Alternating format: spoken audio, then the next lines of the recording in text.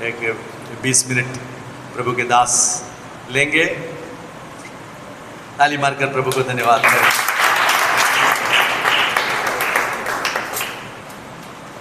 Hallelujah. बोलो बोलो यीशु मसीह की। जो ईश्वर पिता का धन्यवाद करता हूँ जो उनकी भलाई और कृपा हमारे जीवन में बनाए रखता है। जो मेरे आगे प्रभु के दास जो बोल के गए हैं, मैं उनको बहुत ही नज़दीक से जानता हूँ, साथ में ही रहते हैं। हमारा ऐसा एक दिन एक दूसरे को कॉल ना करे तो दुख लगता है, हम बहुत दूर निकल गए ऐसा लगता है। सो जो भी बोला सही में बोला। उनका जीवन ऐसा था, वो समुद्र इलाके में मछलियां पकड़ रहे थे, आज प्रभु ने ऐसा मौका दिया, वो मनुष्य को प्रभु के पास ला रहे हैं। हालेलुया। सो धन्यवाद करता हूँ।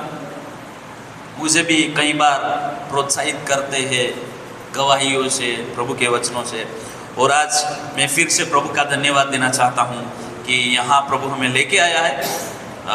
आने से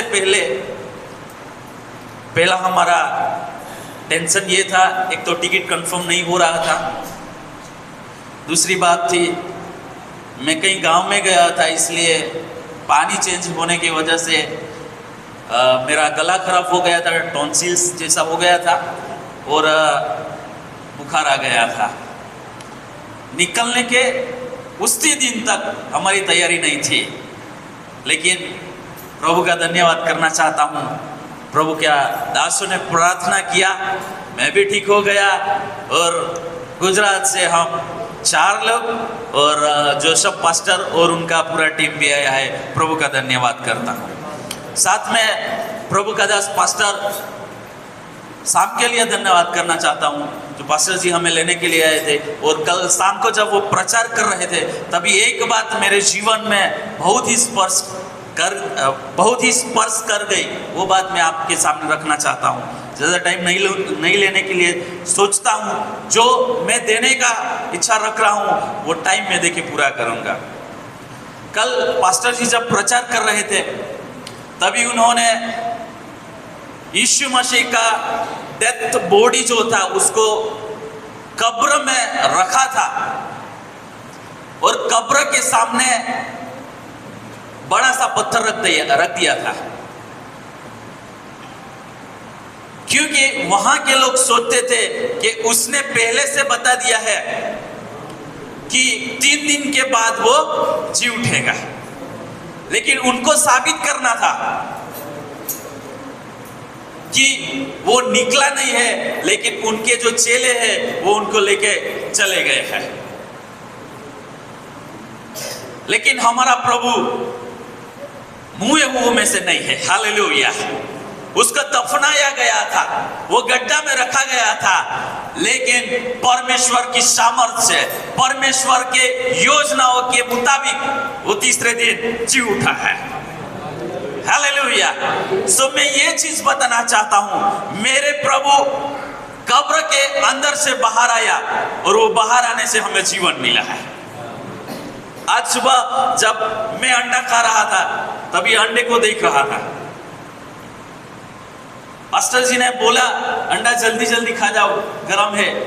मैं सोच रहा था, ये बात सोच रहा था कि अंदर अंडा जो है, अगर अंडा को बाहर से तोड़ा जाता है तो वो ऑमलेट बन जाता है, लेकिन अंडा जब अंदर से टूटता है तो उसमें से चिकन आता है। वैसा हमारा जीवन है। बाह्य स्वभाव चेंज होने से हम ईश्वर का महसूस नहीं कर पाएंगे। अगर हमारा अंदर का स्वभाव चेंज होता है, हृदय चेंज होता है, हम जरूर ईश्वर की हजूरी के महसूस कर सकते हैं। हालेलुया। सो मेरे साथ प्रभु का वचन में जाएंगे। मैं 1-2 वचन बता के बैठने का चाहता हूं। भजन संहिता 119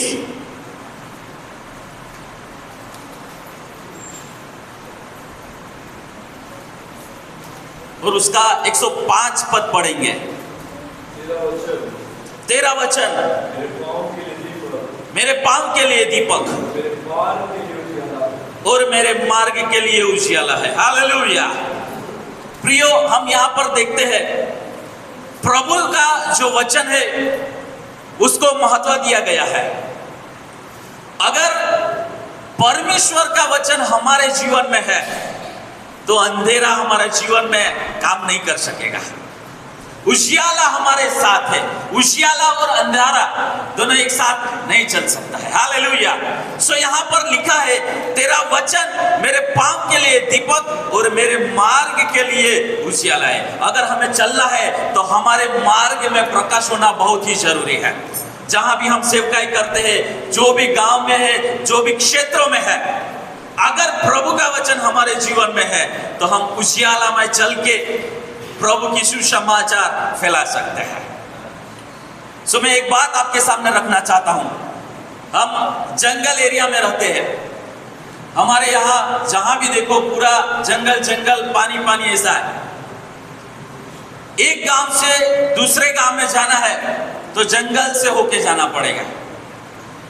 दिन में हम अच्छे से जा सकते हैं, लेकिन रात में उजियाला जरूरी है, प्रकाश जरूरी है। हालेलुया। सो जब हम जंगल से लौटते हैं तो प्रकाश के लिए हमारे हाथ में टॉर्च का होना बहुत जरूरी है। अगर हम व्हीकल से जाते हैं तो व्हीकल में फ्यूल होना बहुत जरूरी है। टॉर्च कहां तक चलेगा? बैटरी जितना चार्ज होगा उतना। फ्यूल जितना भरा हुआ है टैंक में उतना ही चलेगा, उसके बाद पूरा हो जाएगा। हमारी जो सेवकाई है या तो हमारी जो यात्रा है वो वहां रुक जाती है। हम आगे जाना चाहते हैं लेकिन अंधियारा हमारे सामने है, क्योंकि प्रकाश नहीं है। प्रकाश नहीं है तो हम आगे भी नहीं जा सकते। आगे जाना है तो उजियारा का होना बहुत जरूरी है। ये सब जो चीजें है, बैटरी का होना, टॉर्च का होना, बाइक, कार, व्हीकल जो भी है, वो दुनिया की चीजों को दिखाता है। वो खत्म हो सकता है, लेकिन परमेश्वर का वचन बताता है कि मैं ज्योति हूं। अगर परमेश्वर का वचन हमारे जीवन में है, हमारे सामने कभी भी अंधेरा टिक नहीं पाएगा। हालेलुया। सो इसलिए मैं बताना चाहता हूं प्रियो, हमारे जीवन में ईश्वर का वचन का होना बहुत ही आवश्यक है। हालेलुया। सो उधर इसीलिए लिखा है, तेरा वचन मेरे पांव के लिए दीपक और मेरे मार्ग के लिए उजियारा है। दुनिया की हर एक चीज का अंत हो सकता है। कभी कभी ये माइक जो है वो भी बंद हो सकता है, कभी कभी ये लाइट सप्लाई है वो भी बंद हो सकती है, लेकिन हमारा स्वामी को धन्य है जिसका अनुग्रह, जिसकी कृपा, जिसका प्रेम, जिसका अनगणित जो लव है, अनकंडीशनल लव है, बिन शर्त प्रेम है, जो उसने बरसाया है, जो हमारा पर रखा है, वो कभी बंद होने वाला नहीं है। हालेलुया। अगर हम परमेश्वर का वचन हमारे जीवन में रखकर, प्रभु को हमारे साथ में रखकर चलेंगे, हमारी सेवकाई में आने वाली हर एक रुकावट यीशु के नाम से दूर हो जाएगी। ईश्वरीय स्वभाव हमारा जीवन में होना अति आवश्यक है। हालेलुया। जो प्रभु का वचन कहता है, जो दीपक, जब तक यहाँ खास करके सिटी में, शहरों में ये सब चीजें नहीं देखने मिलती है, लेकिन हम गांवों में रहते हैं। गांव में अगर पावर चला गया, पावर सप्लाई बंद हो गया, तो एक कोई भी बाउल है, उसमें ऑयल रख के, तेल रख के, एक धागे को बाहर निकाल के उसको जलाना पड़ता है। वो दिया कब तक जलेगा? जब तक तेल है, जब तक ऑयल है, तब तक। लेकिन हमारा प्रभु को धन्य है, उसका अनुग्रह हमारे लिए कभी बंद होने वाला नहीं है। सो प्रियो, ये चीजें मैं आपके सामने रखकर बैठना चाहता हूँ, सेवकाई में हमें उपयोगी करें। Thank you.